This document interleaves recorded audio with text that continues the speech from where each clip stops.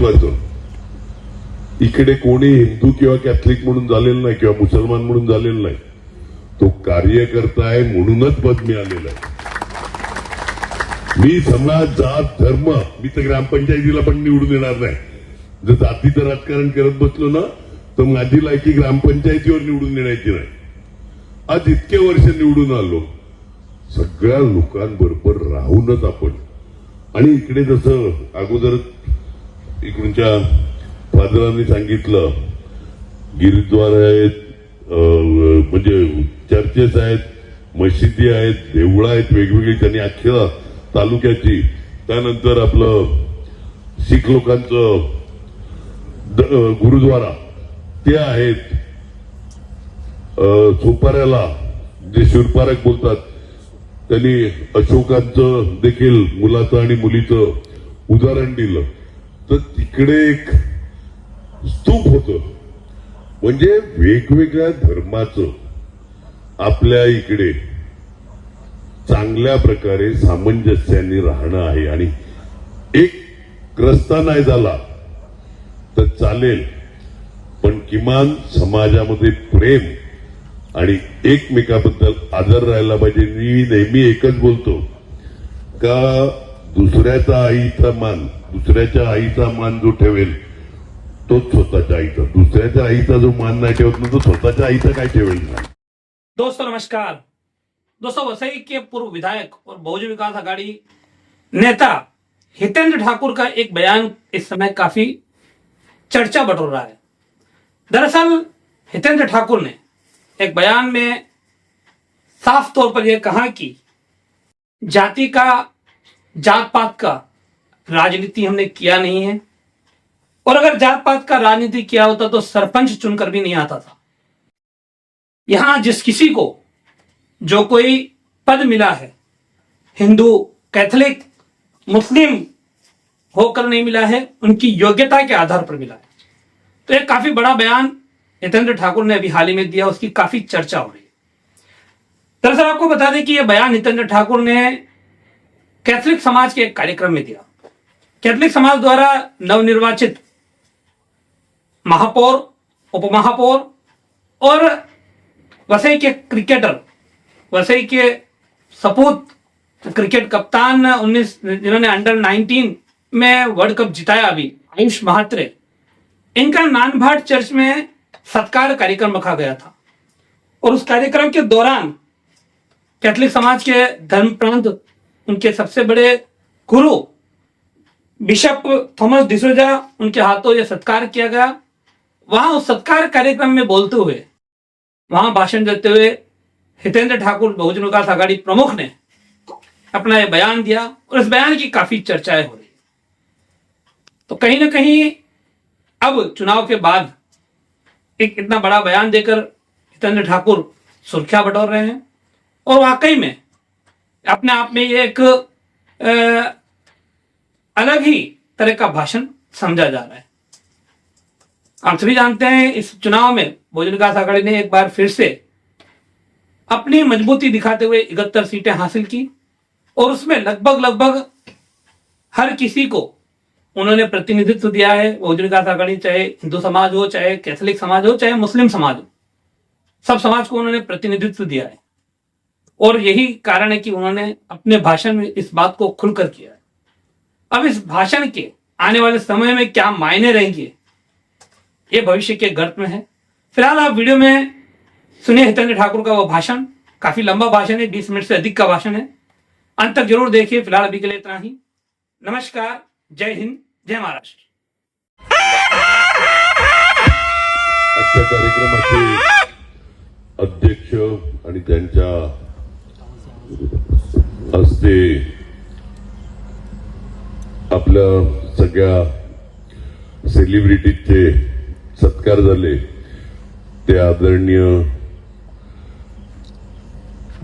Bishop Thomas D'Souza साहेब,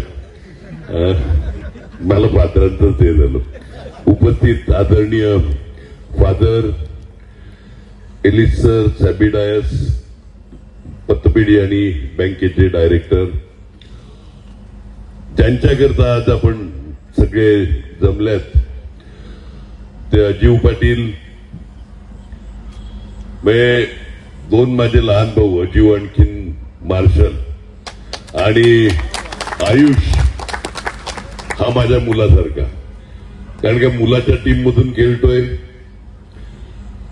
यांचं संपूर्ण कुटुंबीय यांचं आमच्या घरी येणं जाणं असते, त्यामुळे तो मुलासारखा आहे. आणि आज नाही, गेले 5-7 वर्ष ज्यावेळी कुणाला माहित नव्हतं आयुष काय आहे, त्यावेळी माझ्या पोराला कळलेलं.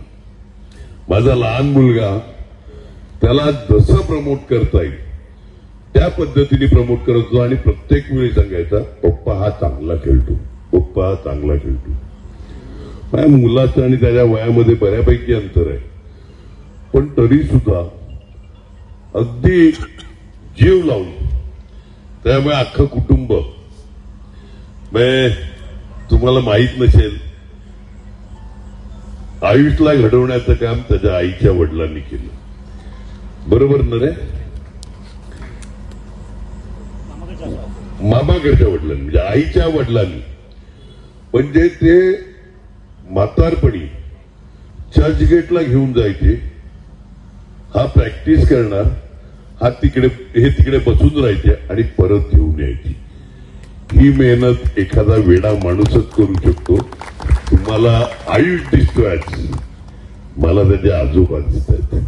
का आजोबांनी केलेली मेहनत एक लक्षात ठेवा. कुठे ना कुठे मी प्रत्येक सत्कार बिशप साहेबांच्या हस्ते करा हे का बोलत होतो, मला पण आवडलं असतं सत्कार करायला, घरचे सत्कार आहेत, पण त्यांना चांगले आशीर्वाद मिळावे, आणखी त्यांना पण आता वचकून राहावं. आणि पण त्या आशीर्वाद देणारे आहेत, कधीतरी दांडा पण काढतील आपल्या पाठीवर.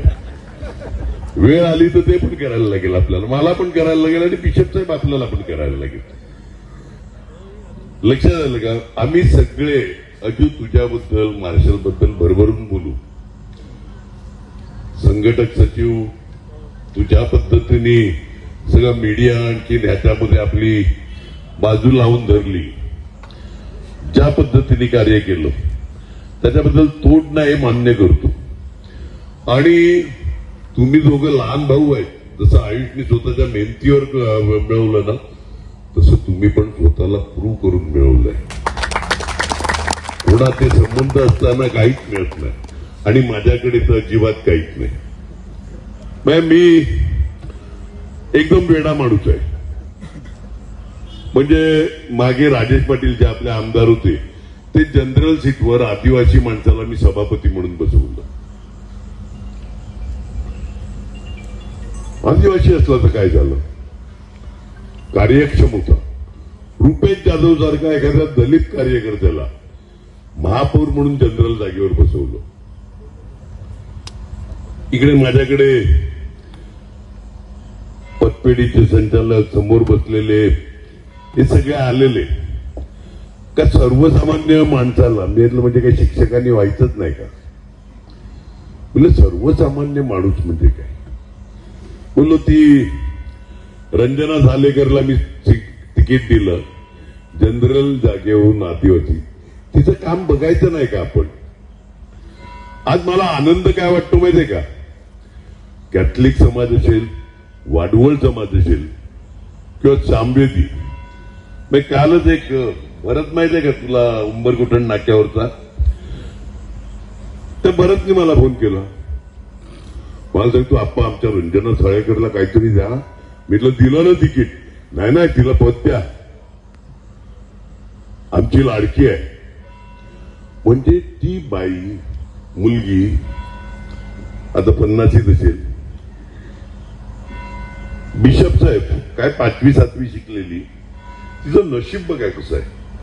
मग तिला आम्ही आदिवासी सर्टिफिकेट आहे म्हणून ग्रामपंचायतीला आगाशी उभं केलं आणि तिच्या नशिबाला सरपंच पद हे आदिवासी महिला पडलं. तिला सरपंच केला. माझा मित्र आहे विकासवर्तक आगाशीचा, त्याच्याकडे ती गेली. विकास भाई मला सरपंच केलं. हा तू काय आता तुझं, आता मी धुणी आणि घरकाम कसं करू, म्हणजे भांडी घासण्याचा आणि धुणी धुण्याचा लोकांकडे. आता मी सरपंच झाल्यावर ते कसं काय करू. विकास बोलला तू काय काळजी करू नको, आपण बघू.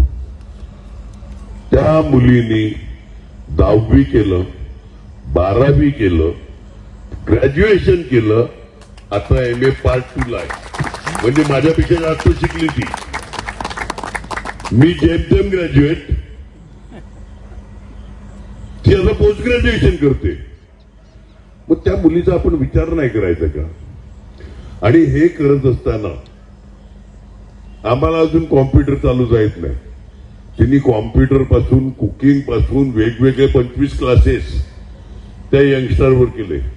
तर अशा मुलांना, अशा मुलींना प्रमोट करणं आणि त्याला साथ देणं हे तुमचं आणि माझं.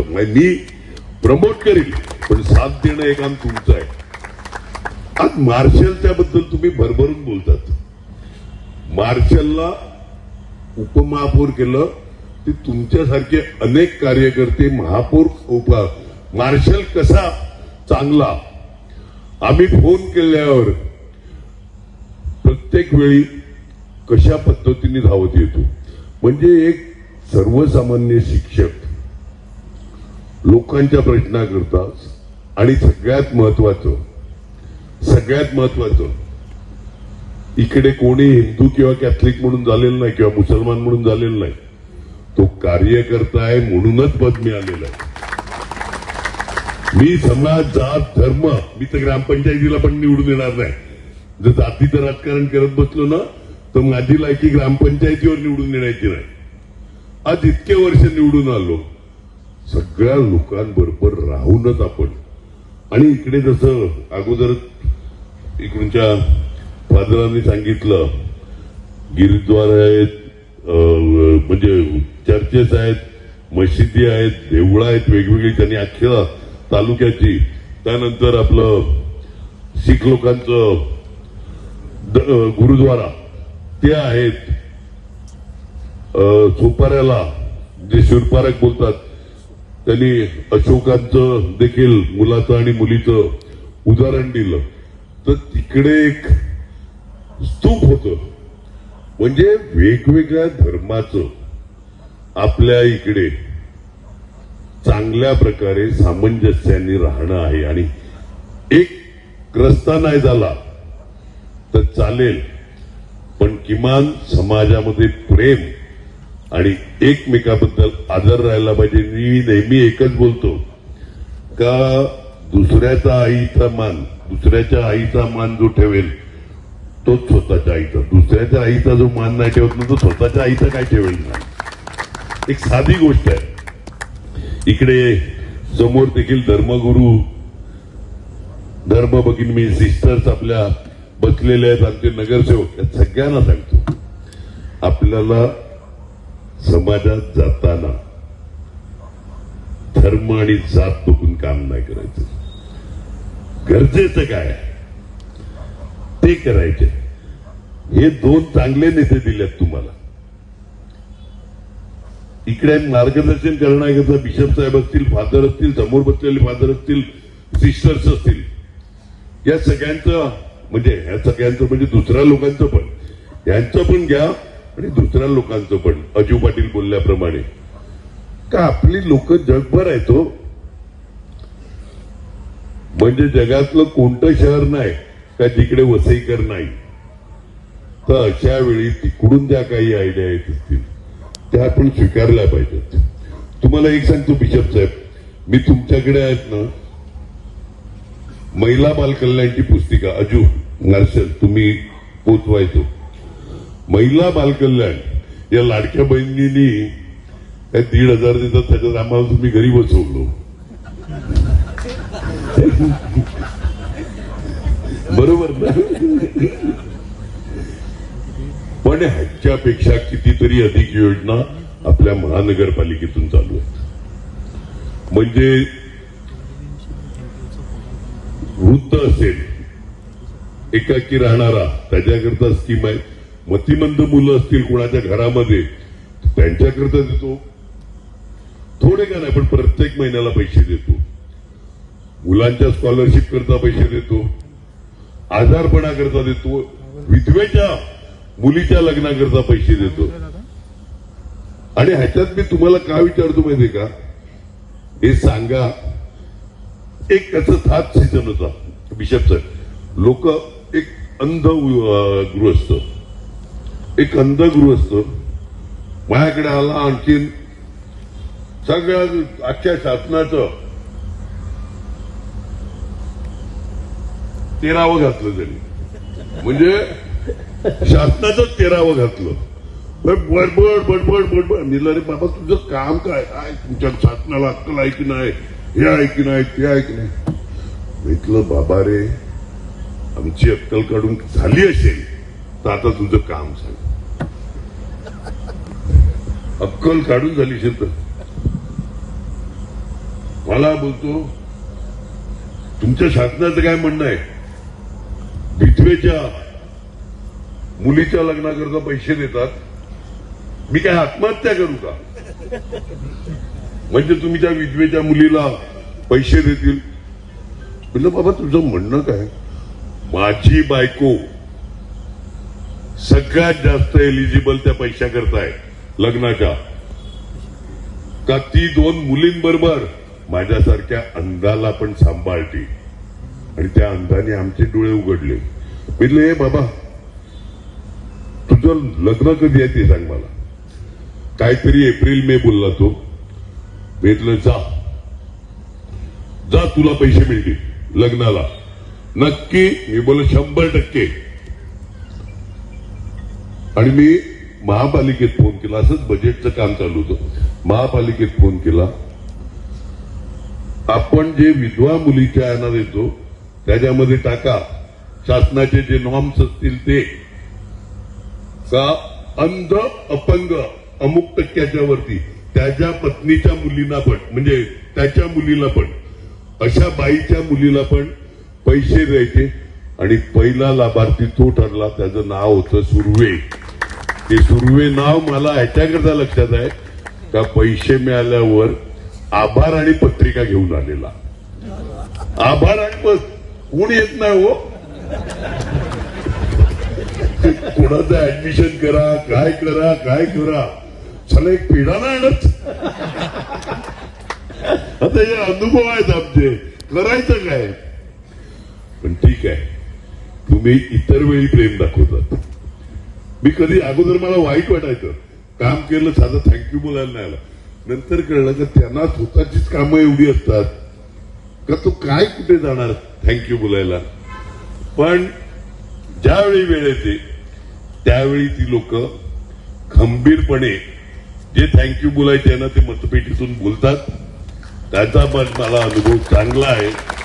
त्याच्यामुळे नंतर वाईट वाटणं बंद झालं.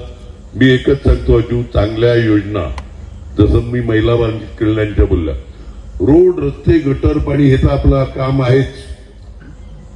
आज तू सांगितल्याप्रमाणे 50 वर्षाची पाण्याची प्रोव्हिजन केलं. 168 कोटी फक्त धरण बनवण्याकरता आपण शासनाला दिलं.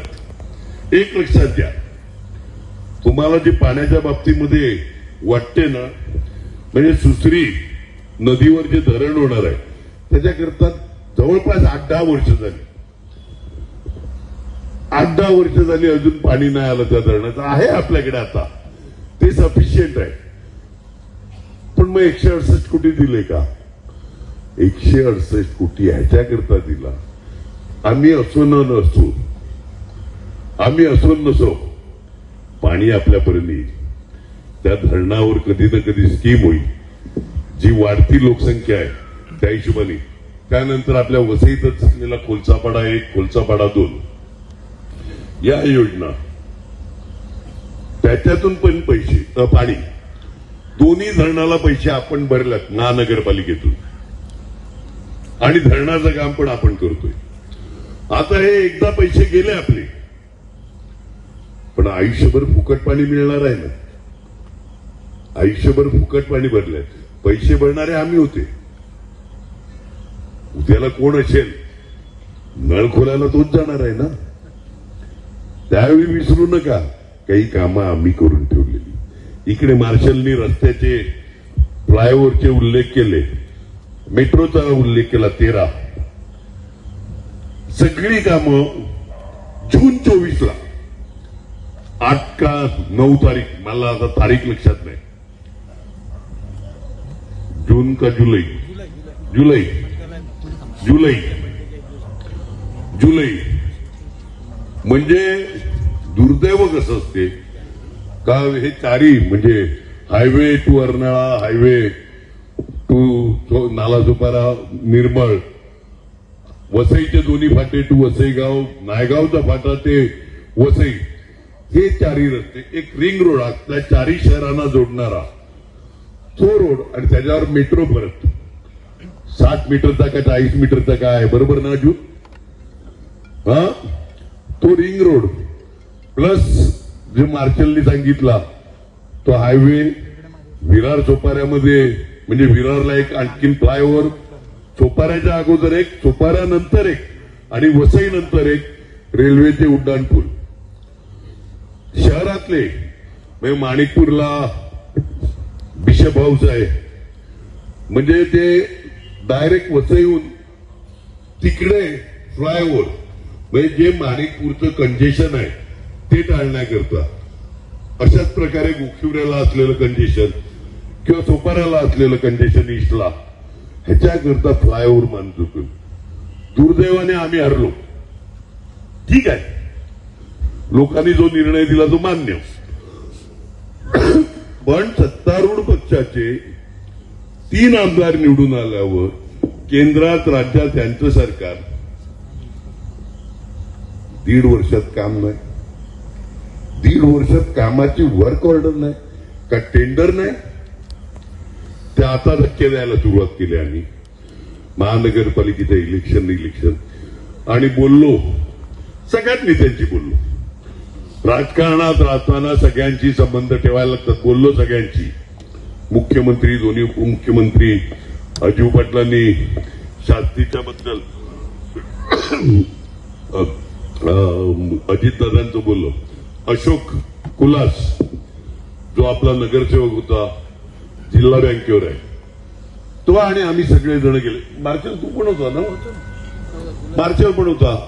काय एमएससीबीची काही कामं करायची होती, सबस्टेशन सँक्शन करायचं होतं, अजितदादांकडे काही हे शास्ती माफ व्हावं, नेमकं दोन्ही वेळा आचारसंहिता, अगोदर जिल्हा परिषदेची नंतर महानगरपालिकेची. ज्यावेळी त्यांचा फोनवर माझं बोलणं झालं, म्हटलं दादा लक्ष ठेवायचं, आणि माझं ते आपण करू हितेंद्रजी, दुर्दैवानी ते गेले. शिंदे साहेबांनी बोलला प्रॉमिसेस जी केल्यात ना तेवढी पुरी करा, आप्पा मी दिलेला शब्द पुरा करणार. म्हणजे ही कामं आता मी फक्त यांचं स्थिर स्थावर होऊन द्या, मग यांच्या मागे परत मंत्रालय लावतो. हमारे चैनल सैफ न्यूज लाइव पर अपने व्यापार और सेवा से संबंधित विज्ञापन प्रसारण हेतु दिए गए मोबाइल नंबर पर संपर्क करें।